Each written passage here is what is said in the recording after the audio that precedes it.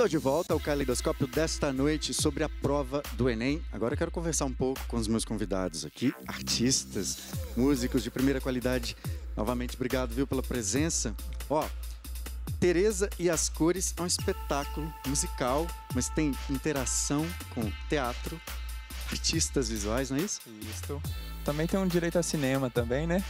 Primeiramente, antes, Pedro, me apresenta seus companheiros aí. Ó, então, na verdade, eu sou o Lucas Pereira. Isso. Esse é o Pedro Gontijo e esse é o Pedro Gilberto. Nós três estudamos lá na Escola de Música da UFMG. Eu tô te chamando de Pedro, você me desculpa. Né? Não, sem problema. É que é muita prova, É muito Pedro. Filosofia, tô aqui perdido. Mas de onde vem a ideia do Tereza? Então, no ano passado eu queria fazer um trabalho com música autoral, trabalhar interpretação e tudo mais.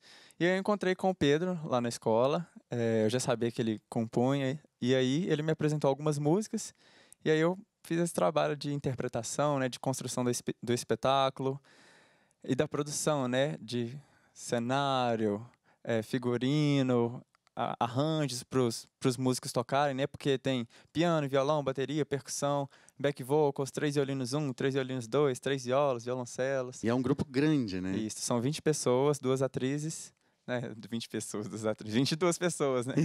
Sim, claro. Não tem Pedro, as letras são suas, né? São lindas.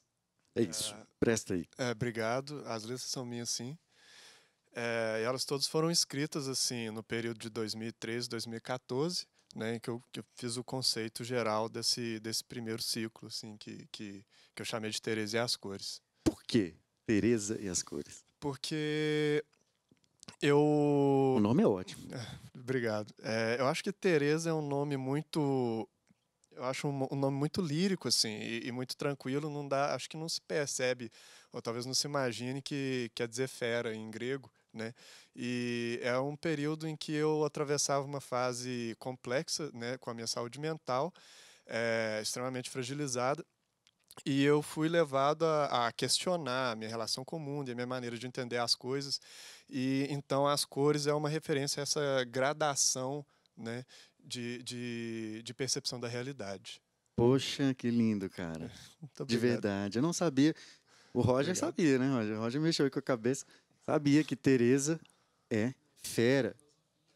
Muito legal, gente. Daqui a pouco vocês vão tocar mais pra gente. Obrigado pela presença, viu? Vou atravessar aqui o estúdio para conversar com a Sara. Sara, vem aqui até a luz, gente. A Sara, ela é a noiva do Judson, que está aqui, nosso professor de geografia. Tem aí nesse ano mudou, né? Agora a prova, ela é em 2 domingos. Antes não era assim. Na época que você fez, Sara é estudante de nutrição na UFMG, né? Você acha que melhorou para os alunos? Na época que você fez, o que você achou? Para mim, não melhoraria. Para mim, não seria positiva essa mudança. Definitivamente. Bom, assim como o Judson falou, né, a estratégia de prova de cada um é realmente individual. A minha estratégia de prova era mudar os conteúdos, mudar o assunto da prova para dar uma acordada, a partir do momento que a gente começasse a ficar cansado e lendo aqueles textos gigantescos, que na época ainda era, né? Fico até feliz de ter falado que mudou um pouco. Ou seja, mudar ali no meio da prova, que era um dia só, da matemática, dos números para as letras, ficar alternando. Isso, essa era a minha estratégia de prova, né? O cérebro reprograma, a gente dá uma repaginada, acorda, muda o assunto, para de ler e vai fazer cálculo. Para mim, isso era muito positivo. Agora que eram 2 dias, agora que viraram 2 dias, né, de uma semana para outra, a gente fica com um assunto só, apenas numa prova inteira. Isso, para mim, seria muito cansativo. Obrigado, viu? O que vocês acham, professores? O fato de ter dividido facilitou para os alunos? Posso ir na contradição dela? Né? Pode. Ela vai brigar com você depois. A dialética aqui. Mas, especificamente no que se refere à pontuação, né? O segundo dia do Enem anterior era muito carregado para os meninos, porque a prova de matemática e redação, que em tese vale mais, ficava no segundo dia. Né? E o aluno ele já vinha cansado do primeiro dia, e as 2 provas de maiores valores para ele também estavam no segundo dia. Então, essa quebrada aí, para alguns, foi de mais-valia nesse sentido, né? Porque ele tem uma prova de distribuição de pontos um pouco mais homogênea, mas perde exatamente isso que a Sara disse, né, de conseguir mesclar ali essa área do conhecimento, né, os lóbulos direito e esquerdo ali que trabalham com o lado lúdico e o lado mais técnico. Tem um outro fator também que é punk fazer uma prova de ciências humanas no sábado, sair de lá às 6 horas da tarde, ir embora para casa e fazer aquele mesmo ritual do dia anterior e ir lá encarar mais uma prova no domingo. Nesse sentido, é que eu volto a repetir, eu acho que isso é um ponto positivo da prova. E durante essa semana, o aluno ele vai se dedicando a esses assuntos, revisando os assuntos da prova de domingo agora, e na outra semana ele vai dedicar a outra área, as outras áreas, né? Nesse ponto, ele foi mais interessante. Certo. Também como ponto positivo a redação, né? Está junto com as ciências humanas ali, ele já está lendo, produzindo texto, isso ajuda na construção da retórica. Verdade. Agora eu quero uma pergunta, quero passar aí para vocês, de um rapaz para a Natasha, sobre o preparo. Afinal, são 2 semanas, uma diferença de 7 dias entre uma prova e outra. Vamos ver? Eu queria saber como preparar entre o dia 5 e dia 12 de novembro, entre os Enems.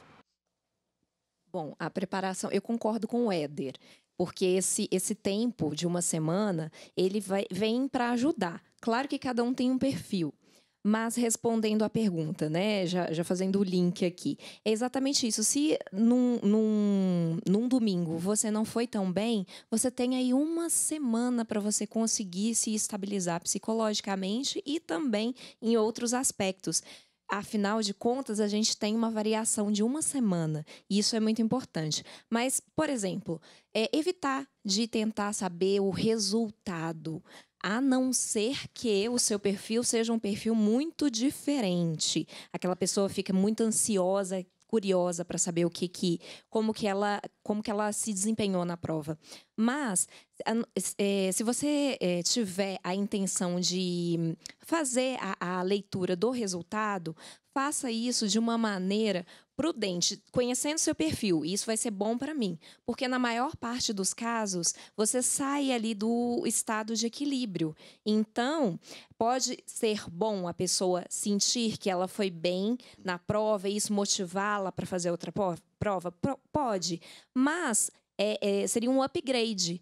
Então, você sairia positivamente do seu estado de equilíbrio. Agora, se você foi mal, você vai se desmotivar, vai ficar inseguro. Ou seja, na opção de não consultar os resultados, você não sai do seu estado de equilíbrio. E isso seria o quê? Se preservar, aquilo que eu comentei. Evite se colocar em situações de risco. Eu gostaria só de completar uma coisa, né, a respeito do processo de preparação todo, né? Eu costumo falar que geralmente o padrão, né, estabelecido ao longo do processo de preparação gera segurança para os meninos. E o que eu estou falando de padrão? Como esses alunos vieram numa bateria de preparação no que se refere a simulados ao longo do ano, eu costumo dizer para eles que eles têm que definir uma estratégia de resolução de prova para o primeiro dia e para o segundo dia. Né? E aí a gente percebe que aquele aluno, que quando ele chega na prova, ele fica nervoso e ele acaba saindo dessa estratégia estabelecida, a possibilidade de um insucesso dele no final do dia e no final das provas é muito grande. Né? Então, a dica final que eu daria para eles era isso, né? Seria isso. Estabelecer essa estratégia de resolução e não tentar sair muito dela para trazer esse conforto também no que se refere à confecção na prova. E aquilo que nós estávamos conversando nos bastidores aqui também, não inventar nenhuma moda, porque tem estudantes que se desesperam, né? Aí, num primeiro momento, não foram bem. Quem nunca? Quem nunca? Mas isso pode ser muito improdutivo. Porque o que seria inventar uma moda, Natasha? Inventar uma moda seria, eu vou tomar um remédio aqui fantástico para eu me concentrar, ou vou tomar um calmante. Um guaraná em pó. Aí eu tenho alguns pacientes que até me perguntam, você tem um psiquiatra para me indicar, para me receitar um calmante? Eu falei, pelo amor de Deus, é claro que o psiquiatra ele vai ter que fazer uma prescrição adequada, mas existem ansiolíticos que alteram a memória de fixação recente. E tudo que você precisa naquele momento é estar bem preparado. Você trabalhou para isso o ano inteiro. Então, chega no dia da prova, você vai tomar um remédio que você nunca experimentou, que você não teve contato nenhum. Então, assim... É difícil. estratégias. Não, eu vou mudar a minha forma de fazer a revisão. Aí quer fazer a revisão a semana inteira, eu vou aprender uma técnica de relaxamento nova. Ou seja, vamos simplificar. Não adianta você querer fazer um mundo em uma semana, porque o tempo, às vezes, que você vai perder para aprender aquela nova técnica milagrosa, você desfoca do teu objetivo. Então, gente, pode ser muito mais simples do que a gente imagina. Vamos facilitar, não vamos dificultar. Vamos facilitar e vamos ouvir uma música. E Éder vai falar daqui a pouquinho. É por isso que eu imagino que estudar no dia do sábado não vai adiantar muita coisa, assim, principalmente para aquele que está se sentindo inseguro. Eu acho que o negócio amanhã mesmo é relaxar, pensar que esse não é o momento derradeiro do ano, mas é uma etapa da vida da gente e que a gente passa por ela, querendo ou não. Então, é muita tranquilidade. E na hora da prova, cansou, levanta, bebe uma água, come alguma coisinha, distrai. Isso é muito importante. Tem um filósofo medieval católico que ele diz o seguinte, que nós devemos começar pelas questões óbvias. E a partir das óbvias você vai construindo um raciocínio que te leva a resolver as questões complexas. Então é seguir essa lógica, né? É você começar pelo básico e ir elevando aos poucos, porque aí o nível de estresse, você consegue controlar isso a partir do momento que você vê resultados plausíveis, você cria uma zona de conforto e torna-se mais tranquilo para a solução. Mais segurança. Bacana, muito legal essa referência. Bom, vamos lá? Tereza e as cores, a fera. Agora eu já sei que Tereza é a fera. Bora.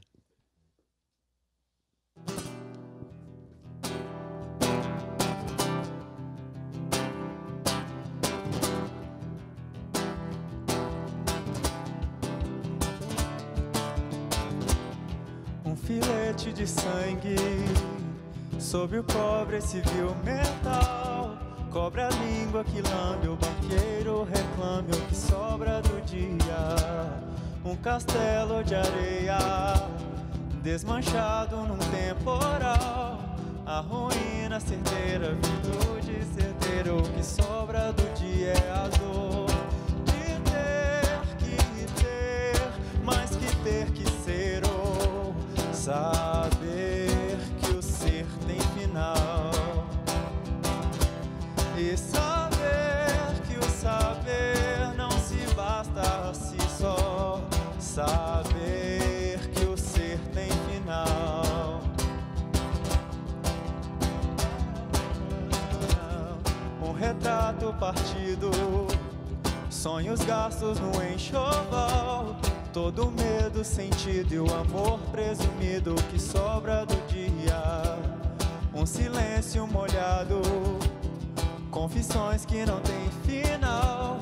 O erro não perdoado e um nó desatado que sobra do dia é a dor de ter, mais que ter que ser. Ou saber que o ser tem final. E saber que o saber não se basta a si só. Saber que o ser tem